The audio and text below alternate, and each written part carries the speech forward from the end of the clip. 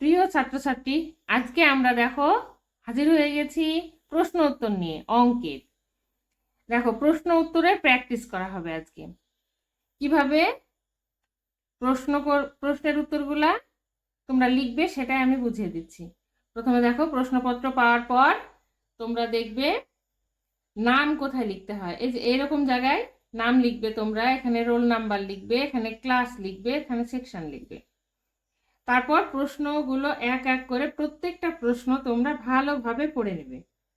তারপর প্রথম প্রশ্ন দিয়ে শুরু করো। দেখো কি আছে, ক নম্বরে আছে দেখো 10 যোগ, এখানে ড্যাশ ছিল, আমি সংখ্যা দিয়ে পূরণ করে দিয়েছি। দেখো 10-এর সঙ্গে কত যোগ করলে 15 হয়, এটাই ছিল প্রশ্ন।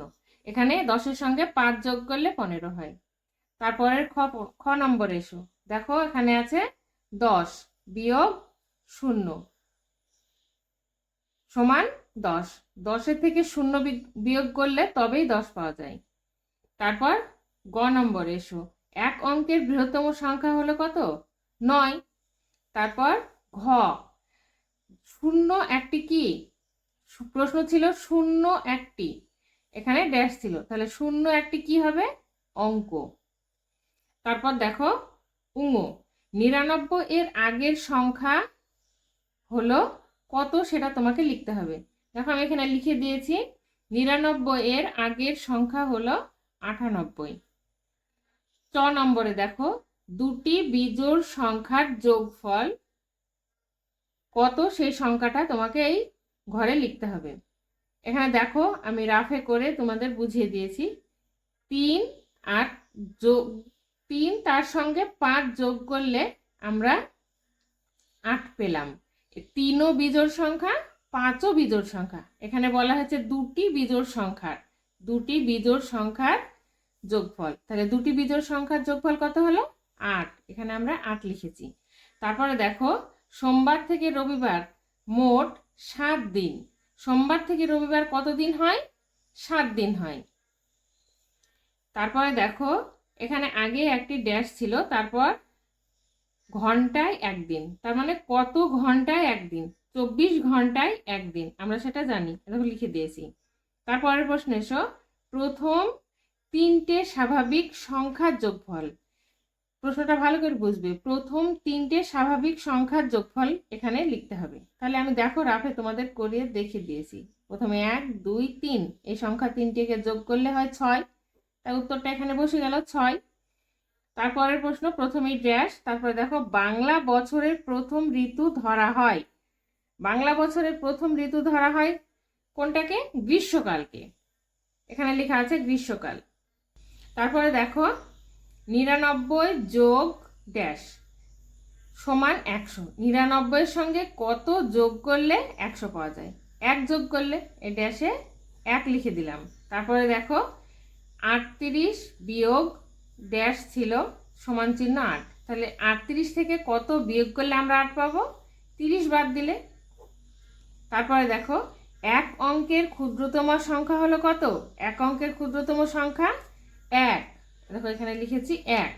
তারপরে দেখো 3 অঙ্কের বৃহত্তম সংখ্যা হলো কত? 3 অঙ্কের বৃহত্তম সংখ্যা হলো 3টে 9, এখানে 3টে 9 লিখে দিয়েছি।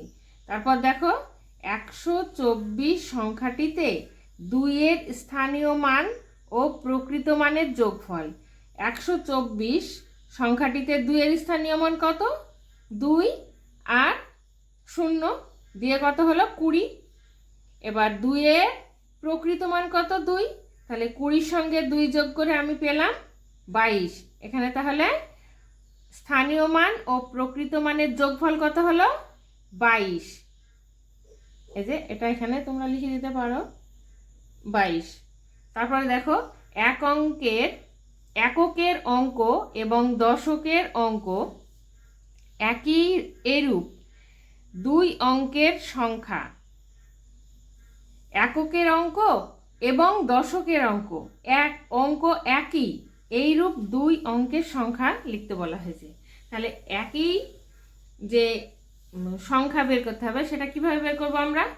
1 আর 1, তবেই একই সংখ্যা হলো, একই রূপের সংখ্যা, এইরূপ সংখ্যা বের করতে বলা হয়েছে। তাহলে 1 10 1, 11, তারপর 2 10 2, 22, 3 10 3, 33। আমি এখানে 3টা লিখেছি, এরকম অনেক আছে, যেমন 4 10 4, 5 10 5, 6 10 6, এরকম অনেক লেখা যায়। তারপরে দেখো ড্যাশ আছে মাসে 1 ঋতু, তাহলে ক মাসে 1 ঋতু হয়? 2 মাসে 1 ঋতু হয়, এটা আমরা জানি, লিখে দিলাম। বছরের তৃতীয় ঋতু হলো কোনটা? বছরের তৃতীয় ঋতু বর্ষা, এই যেখানে লেখা আছে বর্ষা। বছরের শেষ ঋতু হলো কোনটা? বসন্ত, দেখো এখানে বসন্ত, বসন্তকালকে বসন্তকাল, বর্ষাকাল। তারপরে দেখো 999 এর পরের সংখ্যাটি হলো কত? 999 এর পরের সংখ্যাটি হলো কত? 1000। 305 সংখ্যাটিতে 3 এর স্থানীয় মান কত? 305 সংখ্যাটিতে 3 এর স্থানীয় মান 300। আজকে তাহলে এই পর্যন্তই। পরবর্তী ভিডিওতে তোমরা আবার দেখতে পাবে, অন্য কোনো প্রশ্ন নিয়ে আবার হাজির হব আমি। আমার চ্যানেলটিকে তোমরা সাবস্ক্রাইব করো আর ফলো বাটনে ক্লিক করো।